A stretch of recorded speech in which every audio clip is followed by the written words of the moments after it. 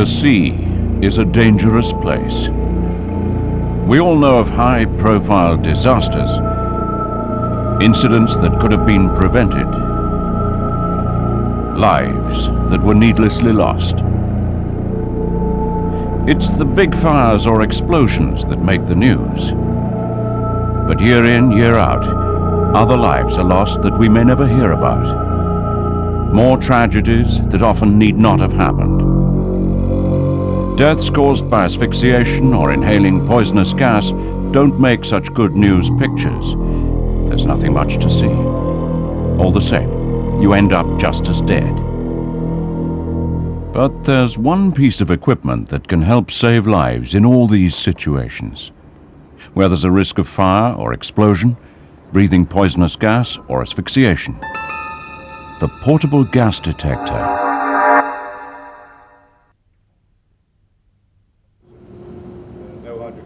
Safety procedures, like the issue of entry permits and permits to work, are vital.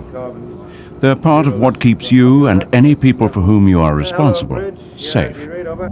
The danger is often easy to miss. No matter how well trained someone is, they might forget, for instance, that even if they're working in the open air, gas can still be a problem. It only takes a minute amount of some gases to cause injury. What's more, many gases have no smell at all, and most are invisible. And as well as that, the problem can be extremely localized. So if someone's working very close to a purge pipe and gas is escaping from it, even though there may be no risk at deck level, at head height, it could be very different.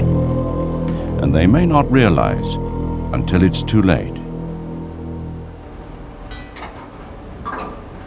Portable gas detectors play an essential part in many safety procedures. They're designed to help protect you, the people you work with, and the ship or installation where you work, in situations that can easily become life-threatening.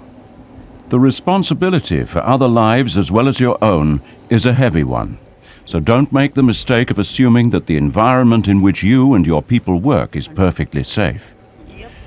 You may want to remind them that all ships and shore installations have areas or spaces that can be dangerous. In fact, many enclosed spaces, including cargo holds and tanks, for instance, are simply not designed to support life under normal circumstances. You can never just assume that they are safe to enter. And many areas are unsafe only part of the time, which makes them more dangerous still. There are a huge number of reasons why a space might be or might become hazardous. For instance, a cargo like oil can give off hydrocarbon or hydrogen sulfide vapor. Both can be deadly. Some cargoes can give off flammable or toxic gas, perhaps from leaking containers or packages. Others can react with each other and give off poisonous vapors. For instance, if bleach and acid-based cleaning fluids are mixed, they can give off chlorine. Imagine this effect on a large scale. A number of bulk cargoes, timber, swarf, or scrap metal, for instance, can absorb the oxygen in the atmosphere. If the space they're in isn't ventilated, the air may not be fit to sustain life. Nearly all ships use dangerous refrigerant gases, not just those with refrigerated cargoes. Steel tanks can get corroded, a process which also absorbs oxygen. There can be a risk of combustion, and also the presence of poisonous gases if the tank has previously contained hazardous or toxic products, or contaminated ballast. Yet all too often, seafarers who should know better take unnecessary risks and allow people to enter a space that is ventilated either poorly or not at all. And once they're in that space and things begin to go wrong, it may already be too late.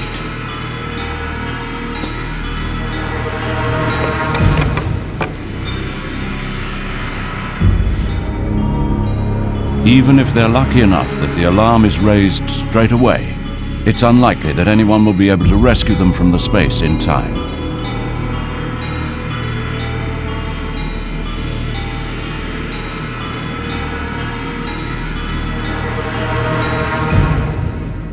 That makes safety procedures like the issuing of entry permits and permits to work all the more important.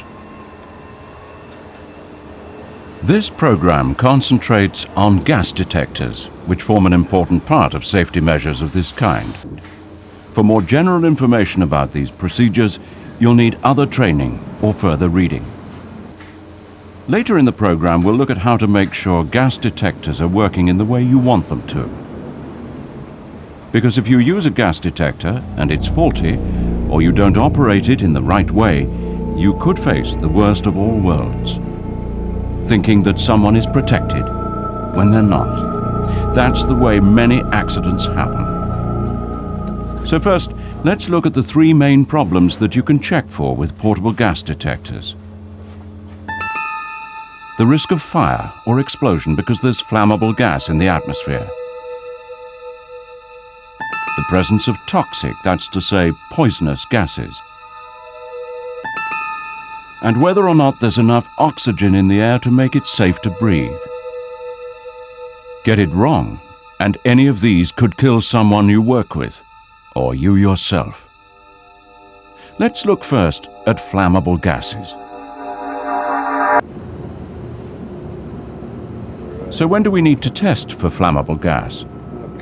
Whenever the work you intend to do could lead to a risk of fire or explosion. For example, before starting any hot work like welding or gas cutting, or before working on electrical systems like a junction box or changing the bulb in a safety fitting. The circuit should have been isolated before you start work, but it only takes one mistake. What exactly is needed to create a fire or explosion? Three things. Oxygen, or air, of which oxygen forms a part, a source of ignition, and flammable gas. But just because a gas is flammable doesn't mean that it's dangerous all the time. In the blue area, the gas escaping from this vent stack is pure. It can't ignite because there's no oxygen present. And in this green area, it can't ignite because there's too little gas in the air. It's like a car engine. If there's too little gas, the mixture's too lean and it won't burn. The point at which there's just enough gas in the air to burn is called the lower flammable limit, or LFL. It's also sometimes referred to as the LEL, or lower explosive limit. In the blue area, the mixture's too rich and again it won't burn. This point, where there's just enough air present to allow the gas to burn, is called the upper flammable limit, or UFL. In the red area between the UFL and LFL, the gas is mixed with air in the right proportions for ignition. It's known as the flammable zone. Whenever a pure flammable gas is mixed with air, there's always a flammable zone. This is the danger area. The UFL and LFL can both be measured. The difference between them is known as the flammable range of the gas. Different gases have different flammable ranges. I'm going to test for hydrocarbons and oxygen at 1%. So just Always take precautions where there's a risk of flammable gas igniting. And that means more than just testing for gas. Make sure you follow all the relevant safety procedures. There are a lot of different kinds of gas detectors. Multifunction devices are now common, so make sure when you test that you're testing for the right thing. Usually, when you test for flammable gas, you'll be measuring how near the gas is to its LFL. But many detectors can measure for other things that have nothing to do with the LFL, so be sure of what you're testing for.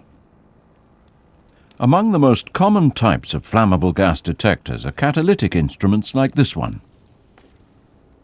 The catalytic process involves burning minute quantities of gas, But beware, because they work in that way, if there's less than 13% oxygen in the atmosphere, catalytic detectors won't work properly.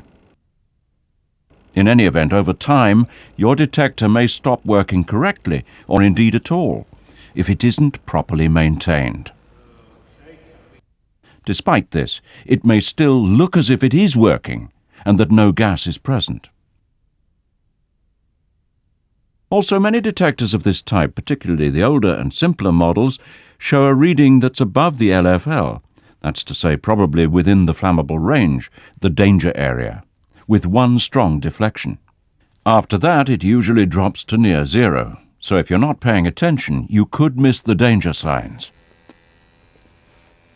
Also common, there's the heated filament type of detector. Because they don't involve any catalytic type burning, they don't need oxygen to work properly. So if you're going to test an atmosphere that's been inerted before crude oil washing, for example, they could be essential.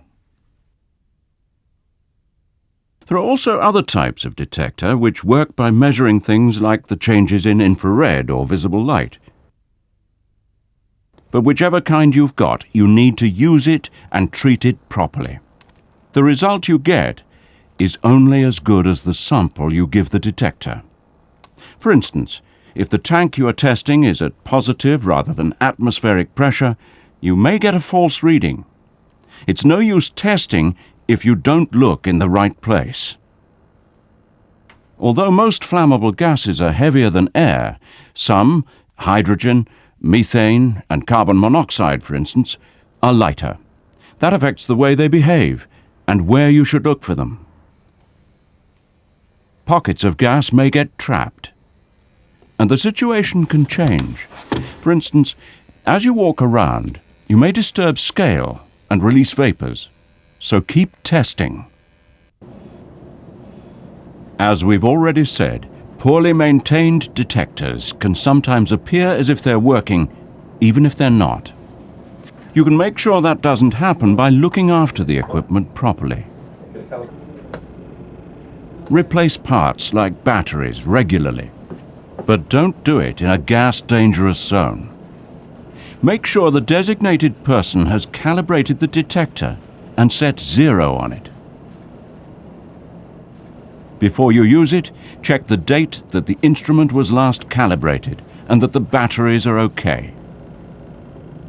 If there's anything you're not sure of, first read the manual, then check with your supervisor or senior officer or your safety officer. Your own personal safety and the safety of others may be at stake. Now let's look at the second major reason for using a portable gas detector. Toxic, that's to say poisonous gases, can pose a major hazard. The measurement we use to judge whether the atmosphere is safe is usually referred to as the TLV. That stands for Threshold Limit Value, which is basically the maximum concentration in the atmosphere of any particular toxic gas that is acceptable for the length of time an individual needs to spend in that atmosphere. You may not be able to use the same type of equipment to measure the TLV of a gas as you use to measure for the LFL of flammable gases. And remember, some flammable gases are also toxic. That's because the amounts you'll be measuring are much lower.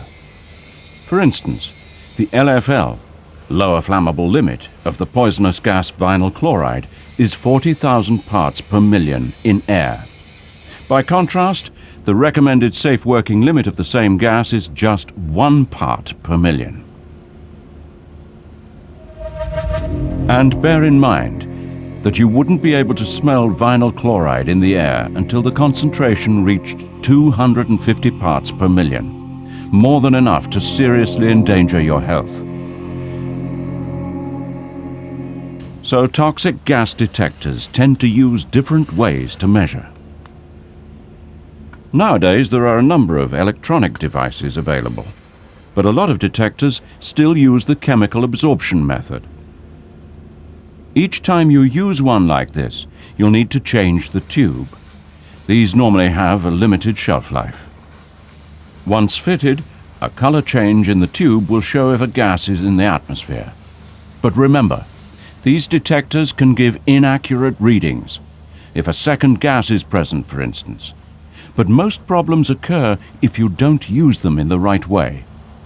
For instance, you must make sure that the detector gets a proper sample. If you don't, it won't give you an accurate result.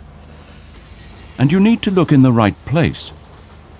As with flammable gases, different gases behave in different ways, so you need a sample from the right area if you want an accurate result. And don't forget, defective equipment can sometimes appear as if it's working. Make sure the detector you use works and is properly maintained. Check it regularly for leaks. For instance, the fact that the bellows on this device is filling with air means that the valves on the tube pump need replacing. Replace parts if you need to. Only use parts that you know come from the manufacturer. Never use second-hand or recycled parts. You could be putting lives at risk. Don't forget, if there's anything you're not sure of, check with your supervisor or your safety officer. It could be your own personal safety at stake. Now let's look at the third kind of situation in which gas detectors are used.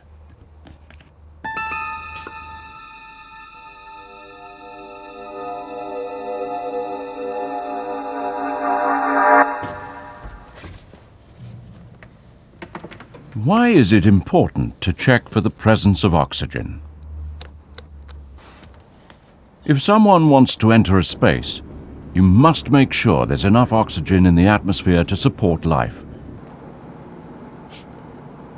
And since it's also one of the three things that enable a fire or explosion to occur, you may need to check for it to see if there's a risk of combustion. Oxygen also reacts with some chemicals and gases.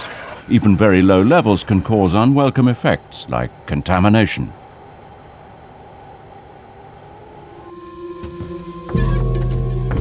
Air normally contains about 21% oxygen. A smaller variation is 2% less, and you could already be in danger. Remember, many people who are overcome in this way don't die from straightforward asphyxiation. Instead, they fall down, and it's the head or spinal injury which results that leaves them unconscious until lack of oxygen finally kills them. So if you measure the oxygen level in a space and it's less than 20%, don't go in without breathing apparatus. The most common oxygen detectors include the paramagnetic types, which measure the magnetic properties of the gas. Cell types measure oxygen's electrical properties, but they can also get clogged with moisture if anyone breathes on the device, either accidentally or perhaps to test it. This can affect the speed at which they respond, so that's why most manufacturers advise against doing so. Always use the equipment properly. Make sure you're in the right mode or range, for instance. And don't forget, different gases have different properties, different densities, for instance. It's particularly important to be aware of the possibility of pockets of inert or toxic gas where there may be little or no oxygen present. Come on one of these by accident, and you could be very suddenly overcome. And make sure your equipment works and is properly maintained. Replace parts like batteries if you need to, but don't do it in a gas-dangerous zone. Make sure you calibrate the detector and set 0 on it regularly. Follow the manufacturer's instructions when you do. The process is virtually automatic on some detectors, but on others you may need to set 0 with pure nitrogen. Likewise, you may need to use a special calibration gas known as span gas to calibrate the instrument. If you're unsure about anything, read the manual first. Then check with your supervisor or senior officer, or your safety officer. After all, your personal safety and the safety of others could be at stake. Now let's look at some of the most important points you'll need to remember. Portable gas detectors are one of the tools you can use to help protect your own life and those of the people you work with. They can and do save lives on all ships or shore installations, even the safest and most sophisticated. In fact, using gas detectors properly is one of the things that makes them safe. Take them seriously. Use a portable gas detector whenever you need to. Follow company procedures. Be thorough. Whatever others may say, don't treat it as a chore. Lives are at stake. Some detectors are small enough to carry in a pocket, particularly the types that are sometimes referred to as personal monitors. Most of these offer continuous testing rather than the one-off tests available with other types.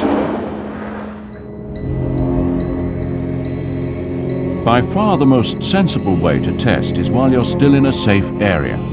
So if you are using a personal monitor, don't be tempted to just enter a space without testing the atmosphere first. The warning it gives you could fall on deaf ears.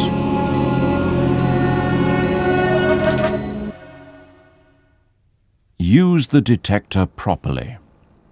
Make sure you're testing for the right situation, for instance. Suppose you were testing for the LFL and the device was set to measure the volume of gas in the air instead. The consequences could be disastrous. And don't forget that the result you get is only as good as the sample you give the detector. If you allow the detector to touch liquids in a tank, for instance, you may get an inaccurate reading or even damage the instrument. And if you don't look in the right place, you may not find anything.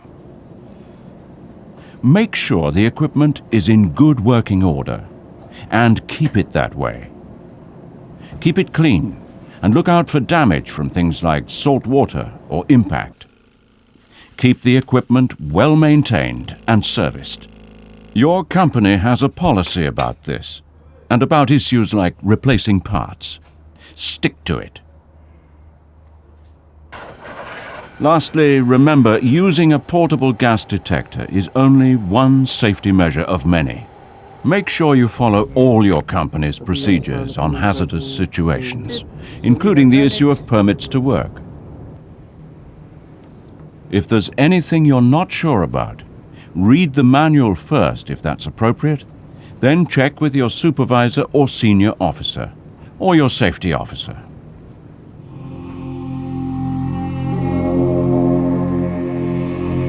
Using gas detectors properly can help save lives, and that could include your own.